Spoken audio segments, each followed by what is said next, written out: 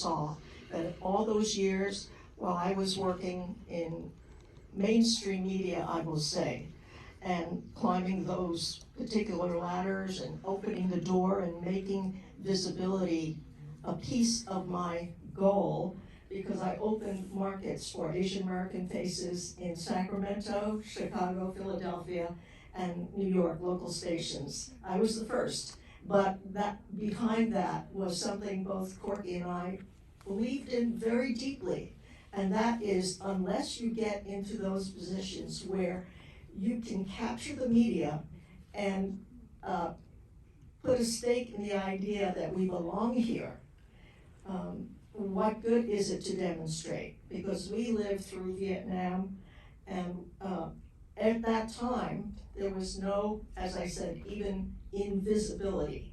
So how he informed my career as we move forward was that every few years as I went to another television market, and you know, he kind of tracked me and I tracked him, and halfway through I said, Corky, you still in Chinatown doing this? He said, yeah, Joe, I'm still doing this. Even after he married Margie and he continued on and he worked at Expedia, I said, who is this guy? Because I remember the first time he came to Chinatown was in fact to cover Confucius Plaza demonstration. And over the years, he would just try to sell me ideas of things to cover in mainstream media. Corky's great at that. He'll say, hey, Joe, you know, I'm going to go to California in a couple of weeks because there's this group I met in California that I'm working on this train thing. I mean, that's all he would say.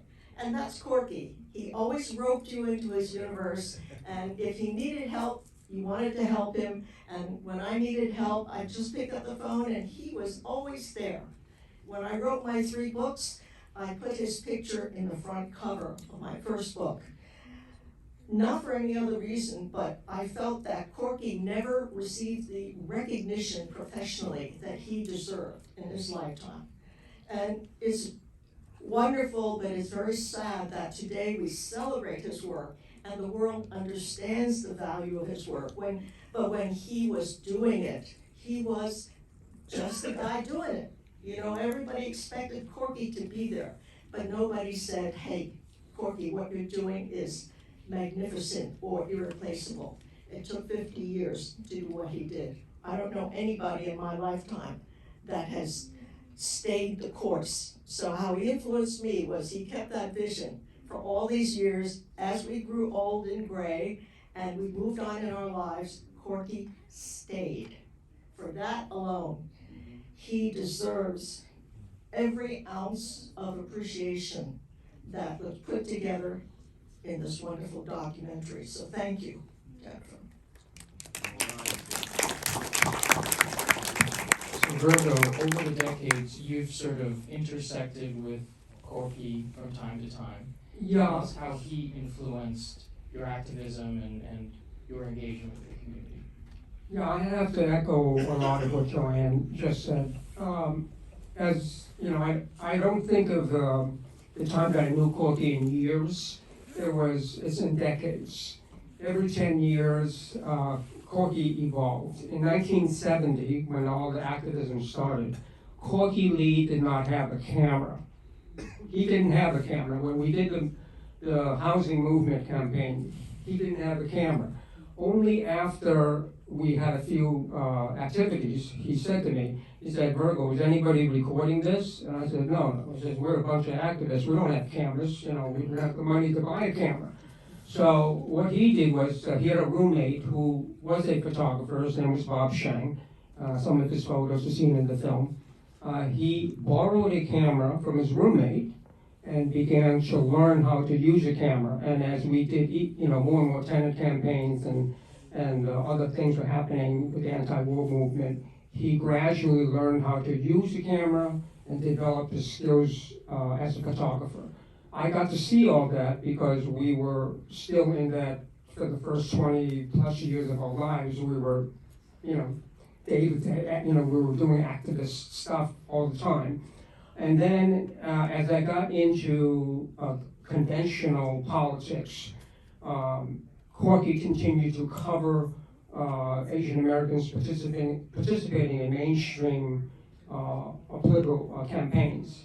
From that, you could see his skill set developing. His pictures got better by the time he got to the 1990s, he had gone beyond Chinatown, and he was covering all the different Asian groups that was in the 5 boroughs. South Asians, Pakistanis, Bangladeshis, Koreans, Filipinos. He had just made a decision, and he recognized that the Asian American community had grown to such a size that the market was much bigger than just Chinatown or just the Chinese community. It included all of the Asian immigrants in the New York City area. And then, ironically, when we got into the 2000s, people were beginning to recognize Corky's work, no doubt about it. He went to a lot of colleges, and a lot of students saw his work and became inspired by it. But you could see from the film, he had a dream. The dream was to publish his own book. It comes across very clear.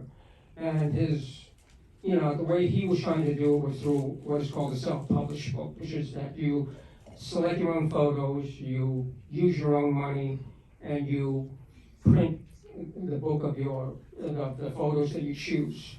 After his passing, the explosion of interest in his work, 50 years of body of work, just blew up. Everybody wanted to do something in regards to promoting Corky's body of work. And so during that period, I considered it a privilege to have been part of the project to be able to get the contract with Penguin Random House, which is the largest publisher in the United States, to publish a 50-year compendium of his work that is now out in the marketplace. It published on April 9th, and it's now touring the country. And all of the events, book signing events that have taken place over the past month have been sold out. And I think that his legacy will be that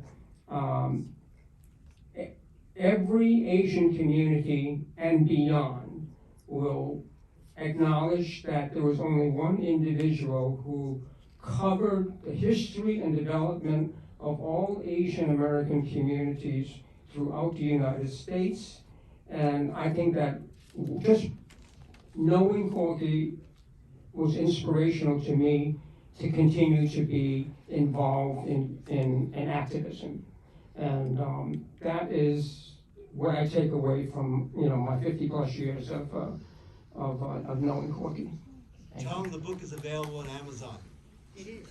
The book is available on Amazon for those who did not know. And as part of the activism that and the popularity that Corky gained, there's now a street called Corky Lee Way in Chinatown, formerly known as It's still not. It's codenamed. It's codenamed Moscow and Corky Lee Way. Let's finish with Edward, bring it home, and then maybe we'll take one question from the audience. Maybe tell us, in addition to how Corky influenced your career, I know you have said that you feel like you're kindred spirits with him, but in addition to telling us something about how he influenced your career, tell us maybe something personal about him, if you don't mind sharing, that maybe we didn't see in the film. Well, the interesting thing was that I've been in a lot of the panels, and a lot of people were saying, I didn't know he was married. Well, I did. And it was because we shared that loss. Corky actually came when my wife died, and we sat down and talked about it. And actually, at that time, I remember he was saying to me that the way I had honored my wife, he wanted to find a way to honor his late wife. And I don't think a lot of people even realized that had bothered him, because as you see in the film, he kept saying, I stay active, but in the back of his head, he always said, I should do something for my late wife. And through the Buddhist tradition, there was a certain thing, a certain amount of days that you put something out or you did something, and we were sitting down and talking about that at that time. So that was the very personal connection that we shared. Thank you. So, thank you all for staying. Maybe we can wrap it up with one last question from the audience. If anyone has any curiosities or questions for any of the panelists, or questions about Corky's personal life, or anything about the movie, we have Jennifer here, the filmmaker. I have a question. Yes. For Joann, or Virgo. Why do you think the mainstream media did ignore Corky for so many decades? Is it also because of the racism against Asians? Is it because of his personality? Is it a combination of all? Why was he ignored for so many decades, not only by the mainstream media, but even by the Asian American Journalists Association? Yes, I think the question is, why do I think mainstream media and even to some point AAJA ignored or did not celebrate Corky the way he is celebrated today? Is that an appropriate wrap for your Close question? enough, Joann. Okay. I think this, insofar as mainstream media has always gone by one song, and that is, we cater to the majority viewers. And certainly, until I would say the last even 10 years, if that, we did not exist at all on any scale in terms of numbers, eyeballs, demographics, anything, okay?